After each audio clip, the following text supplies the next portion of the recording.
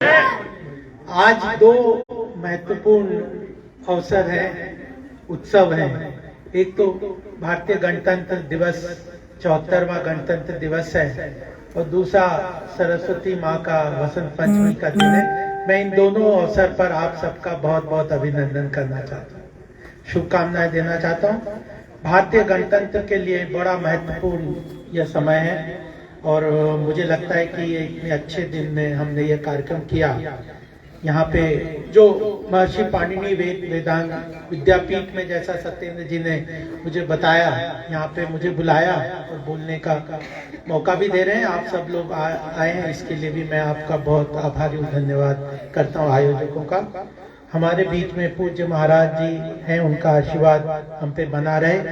Professor Rakesh Kumar ji, आपका वक्तव्य मैं सुना, प्रार्थना है कि और भी कभी हम सुनेंगे अच्छी आपकी बातें। अध्यक्ष जो हमारे इसके हैं वेद प्रकाश शर्मा जी, आपका मैं सानिध्य मिला, इसके लिए मैं बहुत आभारी हूँ। जज साहब हैं पूर्व जज रमेश जी, जगदीश चंद्र जी और शुक्ला जी, हमारे बीच शुक्ला जी जो हैं, और संस्थापक रविकांत जी। बहुत अच्छा मुझे लग रहा है कि कितनी बड़ी संस्था खड़ी की है यहाँ पे। वो प्यारे बच्चों, आप सब यहाँ पे जो लोग आए हैं उनका बहुत बहुत अभिनंदन। मैं थोड़ी बात आपके सामने अवश्य कहूँगा, दो तीन बातें संक्षिप्त में कहूँगा। एक तो महत्वपूर्ण यह है कि अभी हमारा जो 74वां गणतंत्र दिवस है, यह हमारे आने वाले समय में जो भारत की जो 2047 में 100 वर्ष पूरे होने वाले स्वतंत्रता के लिए, उसके पहले यह 75वां जो वर्ष है, प्रधानमंत्री जी जो कहते हैं अमृत काल के रूप में, ये 25 साल का वर्ष है। यह भारत के लिए बहुत महत्वपूर्ण है, क्योंकि यहाँ पे ये संस्कृति, जिस तरह से हमारे कल्चर और एजुकेशन सिस्टम, व्याकरण, संस्कृत, जिस तरह के यहाँ पे वेद पाठ में जो भारतीय संस्कृति का संवर्धन संरक्षण यहाँ पे हो रहा है, यह भारत की जो पहचान है, जो स्थान है विश्व के स्थान पे, जो भारत को मिलना चाहिए, जो नीति के अनुसार जो भारत की स्थान होना चाहिए, उसके लिए प्रिपरेशन करने के लिए 25 वर्ष, और उसमें ऐसे संस्थानों का बहुत महत्व है। क्योंकि प्रधानमंत्री जी कहते हैं कि जो भारत की जो संस्कृति है, संस्कार है, कल्चर है, ट्रेडिशन है, फेस्टिवल्स है, एजुकेशन सिस्टम है, जो हमारे आर्ट है, कल्चर है, आर्किटेक्चर है, विभिन्न जो विधाएं हैं, म्यूजिक, डांस, फूड हैबिट्स, इतनी डाइवर्स है। और यह अगर विश्व के सामने ये सब पहुंचेगी, तो भारत की जो सही पहचान है, जो सही स्थान है, जो नियति ने, प्रकृति ने, या जो हमारे सिविलाइजेशनल लेवल पे जो हमें पोजीशन मिलनी चाहिए, उसको हम सही तरीके से विश्व में प्राप्त करेंगे। यह नियति तो है ही। वो कहते भी हैं कि नियति है कि भारत विश्व गुरु के स्थान पे स्थापित होगा, लेकिन उस नियति को पूरा करने के लिए यह 25 साल बहुत महत्वपूर्ण है, और हम सबका सामूहिक संकल्प भी महत्वपूर्ण है। कहते हैं ना, जिसने भी संकल्प किया उसी ने इतिहास लिखा है। वही चीज आप बिना संकल्प के करें। हम सवेरे जब हम पूजा पाठ सब करते हैं, तो सबसे पहला काम, सबसे महत्वपूर्ण क्या काम है? संकल्प लेना। और उस संकल्प को जब हम लेते हैं, तो पूरे इतिहास से जोड़ते हुए और अपने वर्तमान स्थिति को लेते हुए आने वाले लक्ष्य को हम जोड़ देते हैं, तो संकल्प से किसी भी की शक्ति बहुत मजबूत हो जाती है। तो यह आज का दिन उस संकल्प को लेने का दिन है। तो मुझे लगता है कि यह हमारे लिए बड़ा महत्वपूर्ण है, और हम सबका सौभाग्य है कि इस अमृत काल को हम लोग अपने सामने देखेंगे। तो मुझे लगता है कि इस संकल्प को भी हम अवश्य लेंगे। अभी आपने गौशाला का जो बताया ना, 94 का, उस गौशाला की स्थापना हम भारत विकास परिषद में, मैं उसका फाउंडर प्रेसिडेंट हूँ। 1500 गाय हैं इसमें। उसकी एक घटना मैं आपको बता देता हूँ। 220 हाँ, 1998 में क्या हुआ, मैं भारत विकास परिषद का अध्यक्ष था नोएडा में, और उसके पहले क्या हुआ कि एक दिन हमें सूचना मिली कि कोई एक ट्रक है ट्रक में कुछ गायों को पकड़ के ले जा रहे हैं, जिंदी गायों को। तो हमने पुलिस को इन्फॉर्म किया और हम लोग पुलिस की जीप को लेके उसके पीछे उसको पीछा करने लगे ट्रक में। तो उसमें हमने देखा कि गायों को पीछे, जिंदी गायों को रस्सी से बांध के वो ले जा रहे थे, 8-10 गाय थे। तो पुलिस जब देखा कि पुलिस पीछे आ रही है तो उन्होंने क्या किया, जिंदी गायों को चलते ट्रक में फिर फेंकना शुरू कर दिया, फेंक दिया 8 गाय। अब ट्रक तो भाग गया। हमने कहा गाय को देखे या घायल हो गई।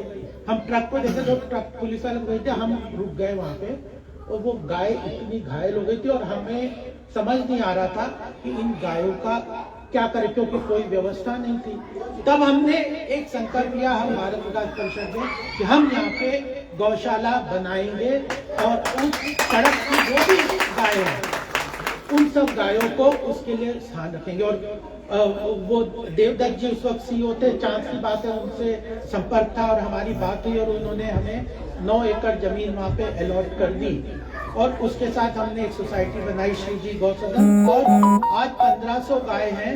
सारी गाय कोई हमने खरीदी नहीं है और सब नोएडा और आसपास के सड़क से उठाई हुई गाय है। उनके लिए हॉस्पिटल की फैसिलिटी है, पैथोलॉजिकल लैब है, गोबर गैस प्लांट है। हम कई सारे प्रोडक्ट बनाते हैं, गो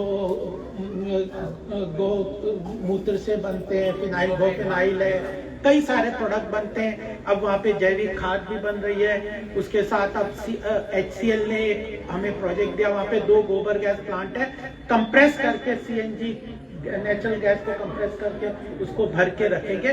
और हम लोगों ने यह किया कि उसको एक सेल्फ सफिशिएंट रूप में गौ को, गाय आधारित उसकी जो है उसको किस तरह से चलाएं, तो वह पूरा प्रयास था, पूरी टीम थी, पूरा सहयोग था। तो मुझे लगा कि आपने उसका जिक्र किया है तो मैं आपको बता दूं, वह एक तरीके से गौशाला बहुत अच्छी चल रही है। ऐसे बहुत सारे काम हैं जो कि हमें महत्वपूर्ण तरीके से हम सब लोग करते हैं, जुड़ते हैं। हिंदू संस्कृति संवर्धन की बात है। एक बात और मैं ये कहना चाहता हूँ कि आज सरस्वती पूजा का बहुत महत्वपूर्ण दिन है। मैं पुरी के शंकराचार्य जी के साथ बहुत जुड़ा हुआ, जिन्होंने वैदिक मैथमेटिक्स के ऊपर इजाद किया था। और उन्होंने एक बार मेरे पिताजी के साथ उनका बड़ा संबंध था, जीवन में उसकी घटना थी। उन्होंने कहा सरस्वती वसंत पंचमी का दिन है ना, तो उन्होंने कहा कि ये जो सरस्वती माँ के बच्चों के, उन्होंने पूछा मेरे पिताजी से कि ये जो सरस्वती माँ की जो चित्र है, मूर्ति है, इसके हाथ में पुस्तक है, ये पुस्तक क्या सिग्निफाई करती है, क्या बताती है? तो उन्होंने कहा कि देखिए सरस्वती माँ है जो विद्या की देवी है, तो पुस्तक विद्या को इंगित करती है।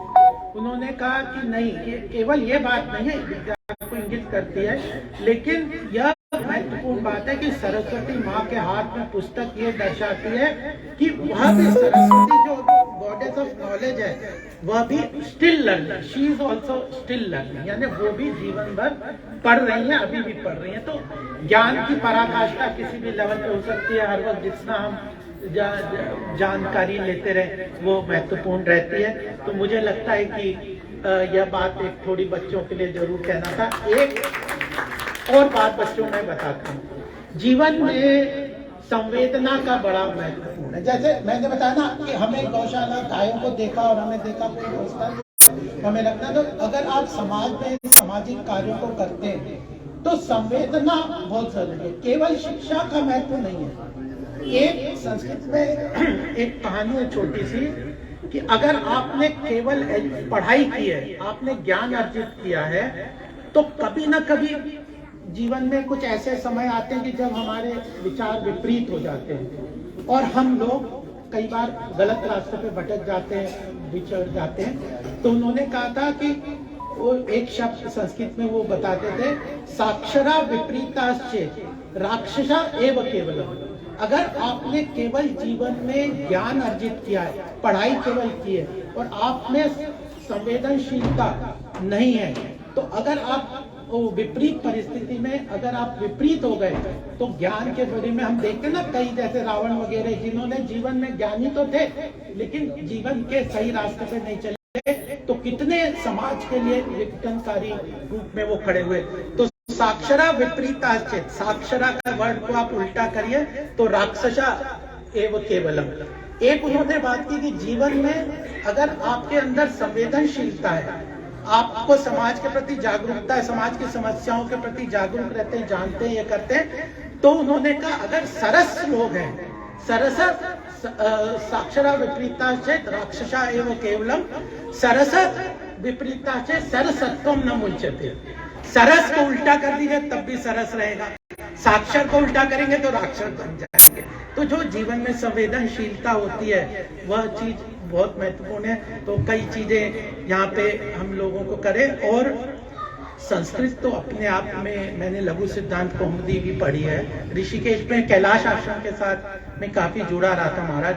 6 महीने हरिहर तीर्थ जी से मैंने मंत्र दीक्षा दी है, उनके साथ रहा था। लघु सिद्धांत कौमुदी वो काफी उसका करते थे कि कितना संस्कृत भाषा अपने आप में इतनी महान भाषा। और यहाँ पे संस्कृत पढ़ाए जा रहे हैं कि शिव जी के डमरू जो 14 जो सूत्र हैं संस्कृत के, शिव जी की डमरू के आवाज पे पूरी पाणिनि ने व्याकरण खड़ी कर दी। और आज भी अभी ये जो हमारी पूर्व की विदेश मंत्री थी, उन्होंने पार्लियामेंट में कहा था एक बार अपनी जो सुषमा स्वराज जी की, ग्लोबल लेवल पे रिसर्च रिपोर्ट ये आई है कि कंप्यूटर के लिए, आर्टिफिशियल इंटेलिजेंस के लिए Sanskrit is the most scientific language, जिसमें हर शब्द का व्युत्पत्ति है और अर्थ कोई ऐसे नहीं है। रमन्ते योगिनो यस्मिन् इति राम, राम कौन है? जिसके अंदर योगी अपना ध्यान और ज्ञान करते हैं। हर शब्द की व्युत्पत्ति है इसके साथ।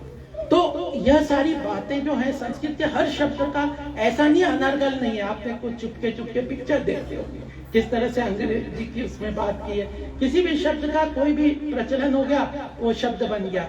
लेकिन संस्कृत अपने आप में एक साइंटिफिक लैंग्वेज है, हर शब्द की व्युत्पत्ति है, जो उसका व्याकरण है, उस शब्द को आप किसी भी तरह से उसके अर्थ के साथ जोड़ सकते हैं। तो यह सारी बातें हैं। और लास्ट बात मैं ये कहना चाहता हूँ कि इस वक्त देश का नेतृत्व इस बात के लिए पूरी तरह प्रधानमंत्री मोदी जी के साथ कमिटेड है कि भारत की जो संस्कार, संस्कृति और जो है कल्चरल इकोनॉमी है, वह अपने आप में मजबूती से हम विश्व स्तर पे पहुंचाएंगे। और G20 अपने आप में इस बार जो हम अध्यक्षता इस बार हमारी G20 की, इसमें प्रधानमंत्री का आह्वान है कि 26 सिटीज में हम लोग इस कार्यक्रम को इस बार करने वाले हैं, जिसमें लगभग 1 लाख लोग पूरे विश्व के, जिनको इन्फ्लुएंसर कहते हैं, वो वहां पे आएंगे।